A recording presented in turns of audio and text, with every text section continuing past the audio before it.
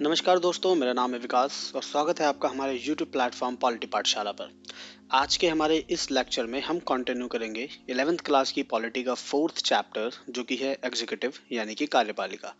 इसके 2 parts already हमारे channel पर अवेलेबल हैं जिसके लिंक आपको डिस्क्रिप्शन में मिल जाएंगे। तो आइए शुरू करते हैं और देखते हैं कि आज के हमारे इस टॉपिक में, इस लेक्चर में हमें किन टॉपिक्स को कवर करना है। आज का हमारा ये जो लेक्चर रहने वाला है, यहाँ पे हम एक ही टॉपिक डिस्कस करेंगे। हम पिछले टॉपिक में बात कर चुके हैं कि कार्यपालिका क्या होती है और कितनी तरह की कार्यपालिकाएं हमें ऑल ओवर द वर्ल्ड देखने को मिलती हैं, यानी कि what is the executive and how many types of executive are exist in the world. तो वो हम देख चुके हैं 2 टॉपिक्स। ये तीसरा टॉपिक है जहाँ पे हम बात करेंगे इंडिया के अंदर पार्लियामेंट्री एग्जीक्यूटिव के बारे में। हमने जब एग्जीक्यूटिव के टाइप्स पढ़े थे, कार्यपालिकाओं के प्रकार पढ़े थे, तो हमने देखा था उसके अंदर अलग अलग तरह की एग्जीक्यूटिव्स होती हैं। तो हमें उन सबको डिटेल में तो नहीं पढ़ना है, बट हाँ, क्योंकि हम इंडिया के बारे में पढ़ रहे हैं, हम इंडियन पॉलिटी पढ़ रहे हैं, तो इंडिया के अंदर पार्लियामेंट्री एग्जीक्यूटिव है। इंडिया की जो कार्यपालिका की व्यवस्था है वो संसदीय कार्यपालिका व्यवस्था है, पार्लियामेंट्री एग्जीक्यूटिव सिस्टम है। तो उसी को हमें इस चैप्टर में डिस्कस करना है। तो आइए आगे बढ़ते हैं और देखते हैं कि पार्लियामेंट्री एग्जीक्यूटिव इंडिया के अंदर किस तरह से काम करती है और वो क्या है। होता क्या है कि देश की आज़ादी से पहले और देश में संविधान यानी कि कॉन्स्टिट्यूशन बनने से पहले इंडिया के अंदर जब ब्रिटिशर्स थे तो वो इंडिया के लिए अलग अलग एक्ट्स और जिन्हें हम अधिनियम कहते हैं वो उन्होंने इंट्रोड्यूस किए थे, लेकर के आए थे इंडियंस के फेवर में। कहीं ना कहीं वो बेसिकली इंडियंस के लिए थे, ताकि जब इंडियंस ने डिमांड करना शुरू की कि हमें इंडिया में अपना रूल चाहिए, तो उसके लिए गवर्नमेंट भी होनी चाहिए, लोगों के रिप्रेजेंटेटिव्स भी होने चाहिए, उनके प्रतिनिधि भी होने चाहिए। तो इसके लिए वो अलग अलग एक्ट्स लेके आए थे। उन एक्ट्स के अंदर उन्होंने इंडियंस को बहुत सारे राइट्स, बहुत सारे रिलीफ्स और बहुत सारे अधिकार वगैरह दिए थे, जिससे कि इंडियंस इजीली सर्वाइव कर सके इंडिया में और उनको ब्रिटिशर्स की बहुत ज़्यादा प्रताड़ना या फिर उनका एक तरीके से शोषण ना झेलना पड़े।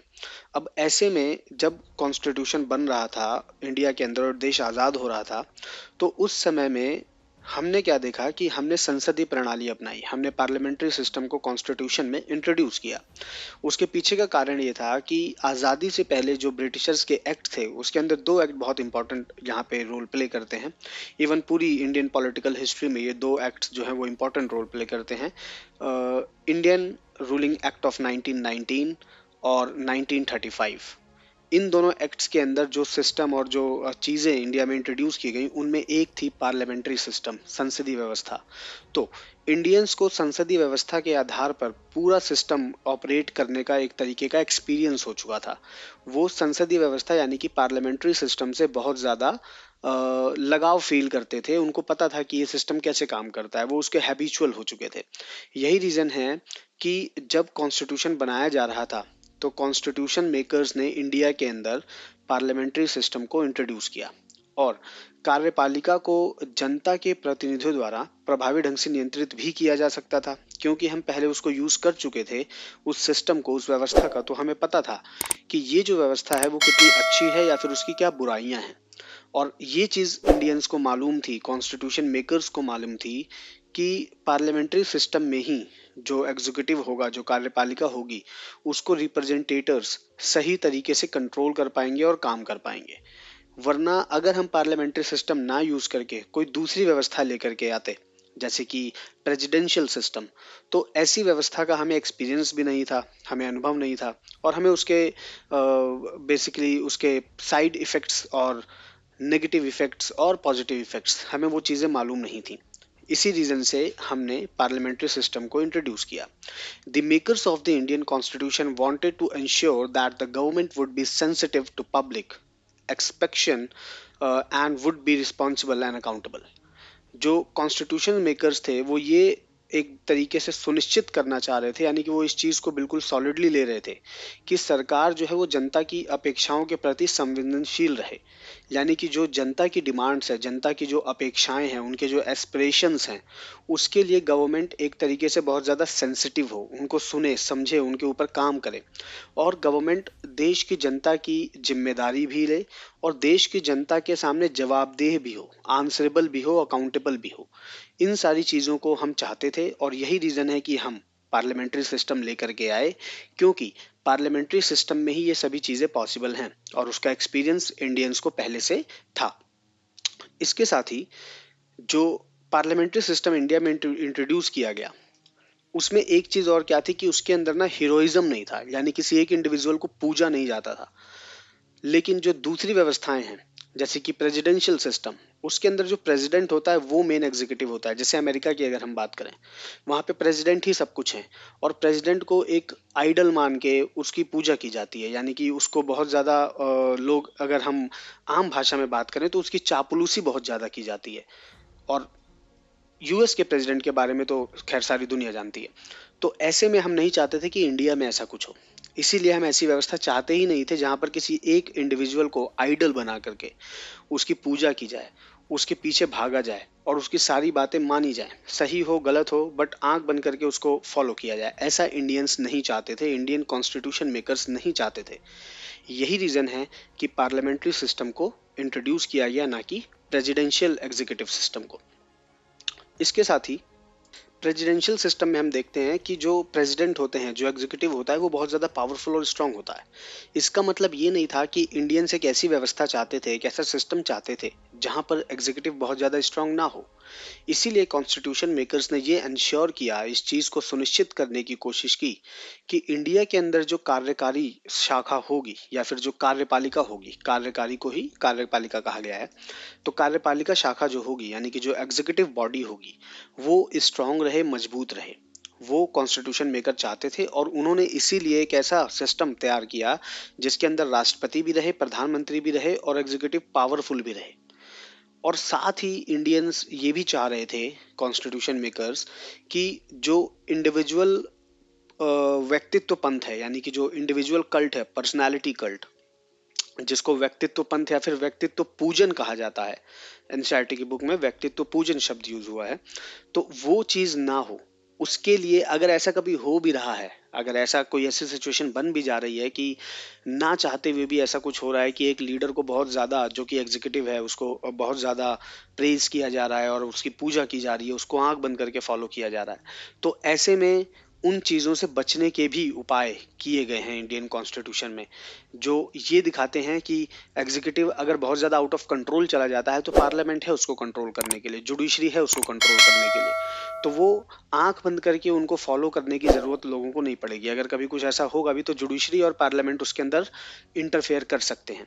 बेसिकली पार्लियामेंट तो एक प्रोसेस के थ्रू करेगा, बट जुडिशरी डायरेक्ट भी कर सकती है। तो इसीलिए पार्लियामेंट्री सिस्टम को इंडियन कॉन्स्टिट्यूशन में इंट्रोड्यूस किया गया और देश के अंदर पार्लियामेंट्री एग्जीक्यूटिव सिस्टम आया। इसके साथ ही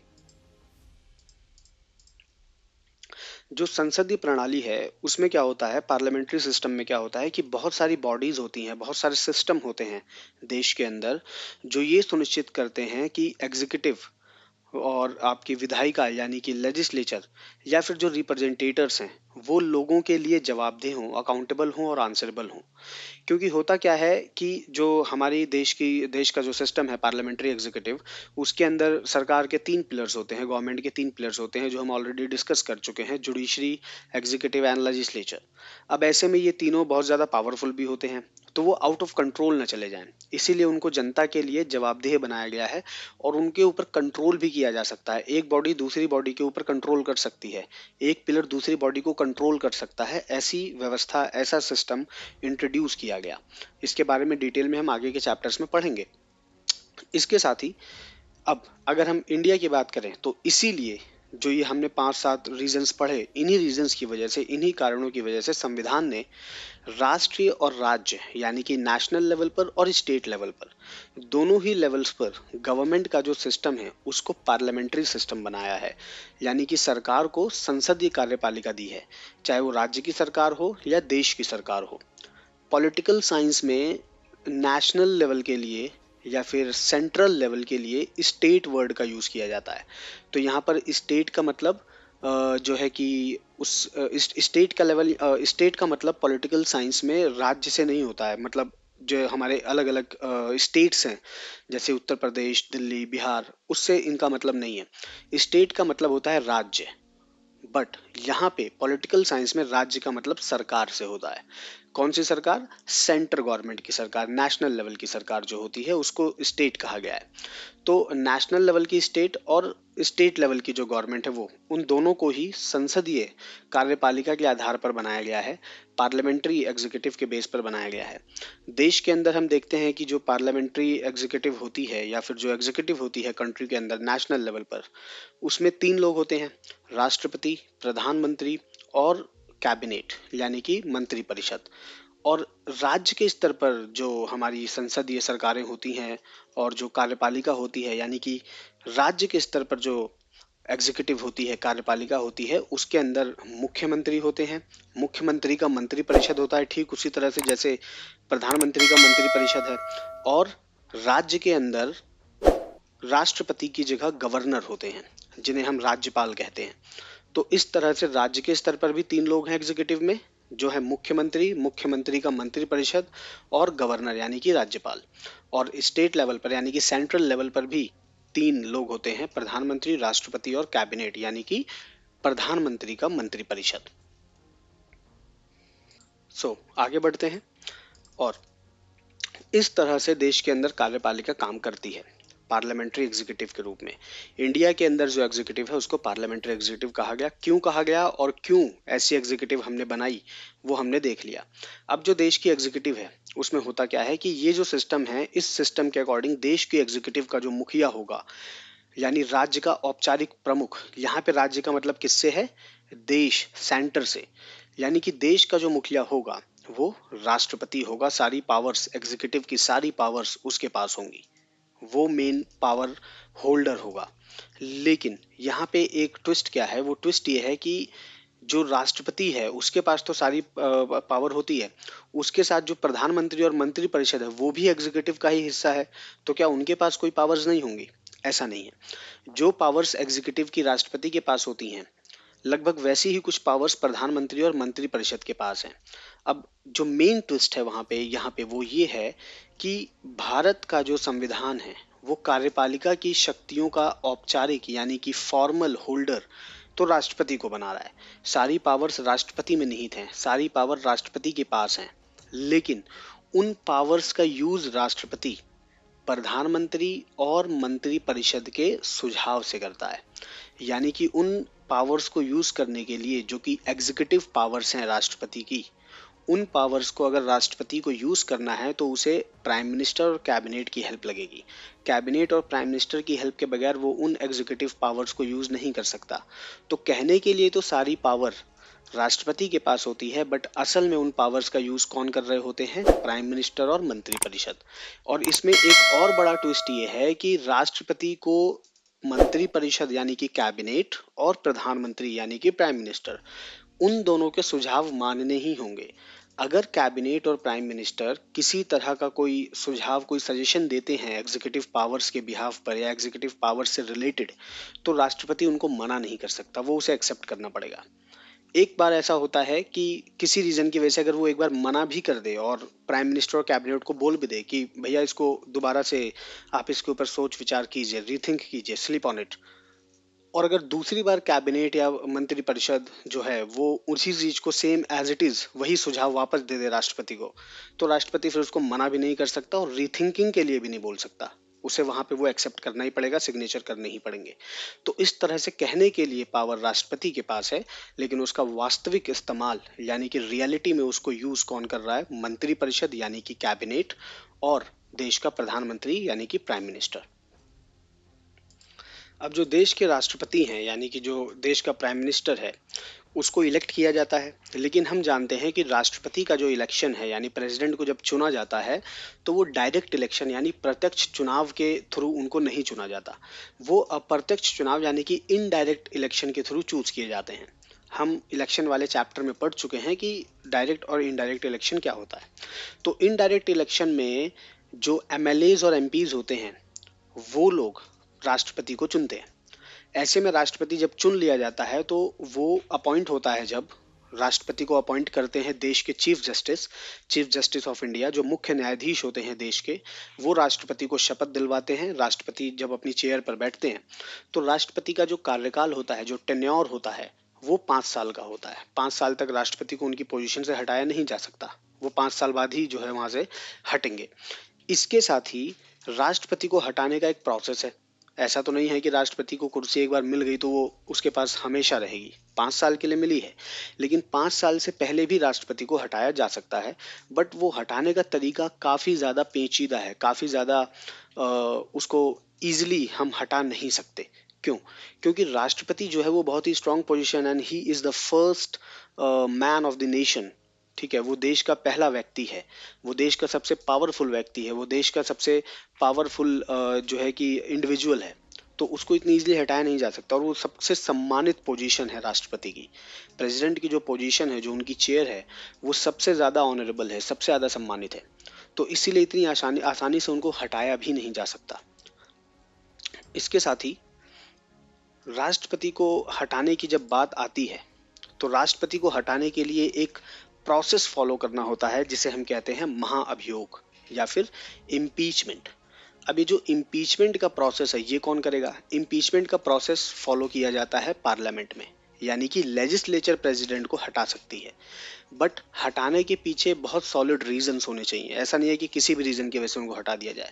कॉन्स्टिट्यूशन ये कहता है कि राष्ट्रपति को उनकी पोजीशन से इम्पीचमेंट का प्रोसेस फॉलो करके हटाया जाएगा, लेकिन इम्पीचमेंट का प्रोसेस फॉलो तभी किया जाएगा, उनके खिलाफ इम्पीचमेंट तभी लाया जाएगा पार्लियामेंट में, जब ये प्रूफ होता हो कि राष्ट्रपति ने कॉन्स्टिट्यूशन को वॉयलेट किया है। कॉन्स्टिट्यूशनल जो हमारे राइट्स हैं या फिर कॉन्स्टिट्यूशनल जो आर्टिकल्स हैं, उनमें से किसी चीज़ को, कॉन्स्टिट्यूशन की पॉलिसी को, कॉन्स्टिट्यूशन के लॉ को वॉयलेट किया है। अगर वो कोई ऐसा काम करते हैं जो एज पर द कॉन्स्टिट्यूशन नहीं है, अगर वो कोई ऐसा काम करते हैं जो गैर संवैधानिक है, तो ही उनके खिलाफ इम्पीचमेंट यानी महाभियोग का प्रोसेस शुरू किया जा सकता है। और महाभियोग का प्रयोग शुरू करने पे, अगर वो लोकसभा या राज्यसभा में उसको जब डिबेट उस पर हो रही है, डिस्कशन हो रहा है, तो उसको स्पेशल मेजोरिटी के थ्रू पास किया जाता है। स्पेशल मेजोरिटी के बारे में भी हम प्रीवियस चैप्टर्स में पढ़ चुके हैं। तो स्पेशल मेजोरिटी के थ्रू अगर वो पास हो जाता है इम्पीचमेंट का प्रोसेस दोनों पार्लियामेंट दोनों ही हाउसेस से, तो राष्ट्रपति को इस्तीफा देना पड़ेगा। ये राष्ट्रपति को हटाने का प्रोसेस है। और राष्ट्रपति कौन है? राष्ट्रपति is the main executive body. जो एग्जीक्यूटिव का मेन मेंबर है वो राष्ट्रपति है। उसके बाद मंत्रिपरिषद और प्रधानमंत्री आते हैं। इसके साथ ही महाभियोग का एकमात्र आधार संविधान का उल्लंघन होगा, जो हमने डिस्कस कर लिया। राष्ट्रपति के पास बहुत सारी पावर्स होती हैं, प्रेसिडेंट के पास बहुत सारी पावर्स होती हैं, वाइड रेंज ऑफ पावर्स होती हैं, जिसमें आपकी कार्यकारी यानी कि एग्जीक्यूटिव पावर्स, विधायी पावर्स यानी कि लेजिस्लेटिव पावर्स, जुडिशियल यानी कि न्यायिक शक्तियां, और साथ में आपातकालीन शक्तियां जिन्हें हम इमरजेंसी पावर्स कहते हैं। ये 4-5 तरह की पावर्स देश के राष्ट्रपति के पास होती हैं। अब ये जो पावर्स है, इनको यूज राष्ट्रपति करता है। इन सभी पावर्स को राष्ट्रपति यूज कर सकता है। इनमें कुछ पावर्स ऐसी हैं जिनको राष्ट्रपति अपनी मर्जी से भी यूज कर सकता है, लेकिन कुछ पावर्स ऐसी हैं जो कैबिनेट के सुझाव पर ही वो यूज करेगा। कुछ पावर्स ऐसी हैं जो वो चीफ जस्टिस ऑफ इंडिया के सुझाव पे यूज करेगा। तो उसके पास पावर्स तो हैं, बट देखा जाए तो उन पावर्स को वो फ्रीली इस्तेमाल अपने विल से नहीं कर सकता, अपनी इच्छा से नहीं कर सकता। उसको कहीं ना कहीं किसी ना किसी से सुझाव लेना है, किसी की बात सुननी है, और कई बार तो सामने वाले की बात मजबूरन माननी भी है, उसको वो अवॉइड भी नहीं कर सकता। तो इस तरह से राष्ट्रपति काम करता है। साथ ही जो राष्ट्रपति है, प्रधानमंत्री और मंत्रिपरिषद जो होते हैं, उनको हमें पता है कि लोकसभा में जो है बहुमत प्राप्त होता है, तभी वो प्रधानमंत्री बनते हैं। जब कोई पार्टी को मेजोरिटी मिल जाती है तो उसका नेता प्रधानमंत्री बन जाता है। अब क्योंकि वो जनता द्वारा असल में चुन के आए हैं, जनता ने असल में उनको चुना है, इसीलिए मेन एग्जीक्यूटिव पावर्स उनके पास होती हैं।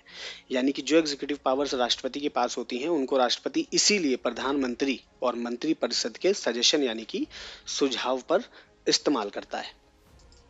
सो गाइज, आज के लिए इतना ही। जो राष्ट्रपति की पावर्स की डिटेलिंग है, उसको हम एक तरीके से एक्सप्लेनेशन के साथ अगले पार्ट में कवर करेंगे, क्योंकि वो आपका अगला टॉपिक है, राष्ट्रपति की powers, powers of the president. फिलहाल के लिए इतना ही आज की हमारी इस वीडियो में। अगर आपको ये टॉपिक समझ आया हो तो चैनल को सब्सक्राइब करें, वीडियो को लाइक करें और शेयर करें अपने क्लासमेट्स के साथ। Thanks for watching.